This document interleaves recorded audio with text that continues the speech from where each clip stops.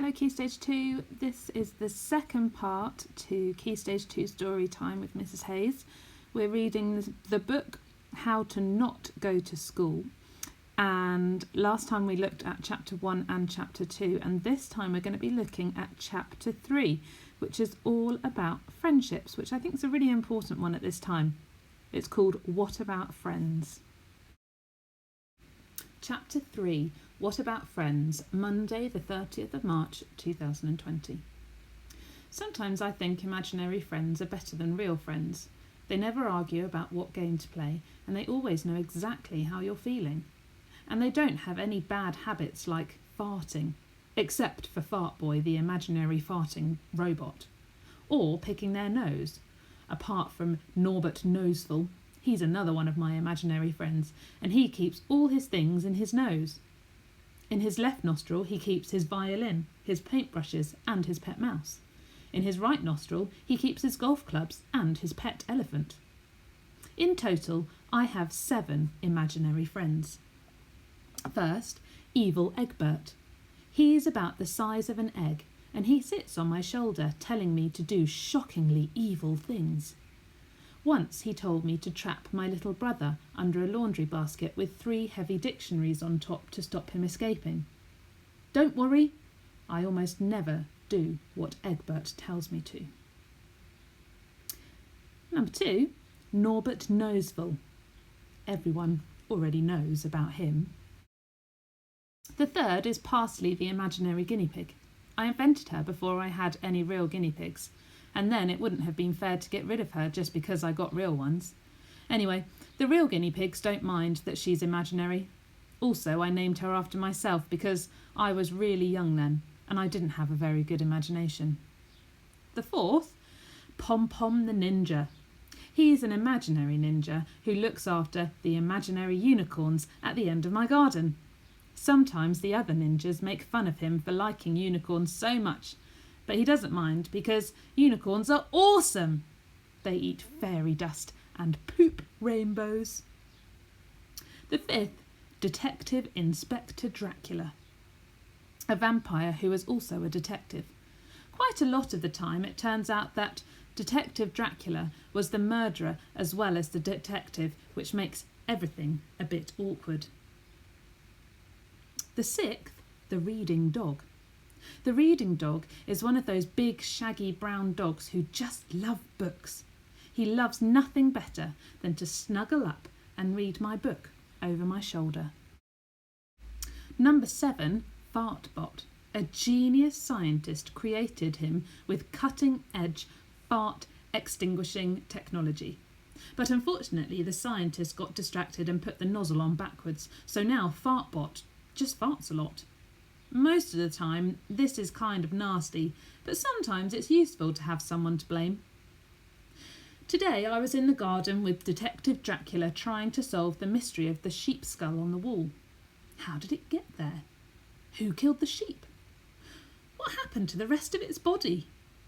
I had 2 suspects. First, my brother Beau. He's always digging around in the dirt, unearthing rotting old things, and he won't let us throw them away because he calls them his treasures. One time, he found a black leathery bird's claw the size of his fist. He carried it around tied to a piece of string for weeks until Mum accidentally threw it in the bin. My other suspect is Detective Dracula himself. But I couldn't work out how an imaginary vampire could lift a real sheep skull. I was stumped, and so was Detective Dracula. That's the problem with imaginary friends. When you run out of ideas, so do they. So I decided to send for backup. I ran inside and grabbed the enchanted tablet. It looks and works just like a normal tablet, except it uses magic instead of electronics. That's how I talk to my best friend, Tewi. There are lots of brilliant things about Tewi, like that she can speak Maori, and she always has the best ideas for games, and her hair is different colour each week, and she always knows how to solve a mystery. But there's one terrible, horrible, atrocious thing about Tewi. She lives in New Zealand. That's on the other side of the world, so I can only talk to her by magic electronic tablets. Tewi cracked the case immediately. Detective Dracula must have used his evil vampire powers to possess Beau and make him put the skull on the wall. Then we played some games together because, even though we're best friends, sometimes it's a bit difficult just talking through an enchanted portal. I don't know what grown-ups blabber on about for hours and hours. After talking to Tewi, I felt happy, but I also felt sad that she lived so far away. When I feel like this, imaginary friends aren't much help, because they just feel the same way as me. So I wrote a postcard full of questions for my gran. My gran is tiny. Not tiny like evil Egbert, but she is smaller than me. Sometimes I think she's so small that she's not really a grown-up. She's more of a grown-down. Normal grown-ups are so busy worrying about crystals and getting superglue out of Beau's hair.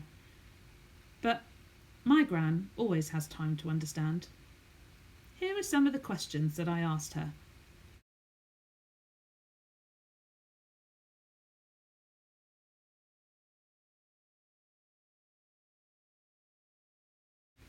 So Parsley is probably a little bit lonely, and by the sounds of it, she's missing actually talking to some of her friends, her real friends. Imaginary friends are great, but sometimes we do need someone to actually talk to, and to physically play with as well. So after reading that chapter, I want you to have a go at trying to contact a friend. Maybe it's someone from school, or maybe it's someone from a sports team or a gymnastics team. Maybe you could ask them some of these questions about if they've ever had an imaginary friend. Maybe you could talk about how to stay in touch, what you could do when you next meet up in real life. Having friends is so important, so try and make contact with them. Maybe it's through a phone call, maybe it's through a little postcard or a letter, an email. Or maybe, if you have a phone, maybe you could text or send them a message.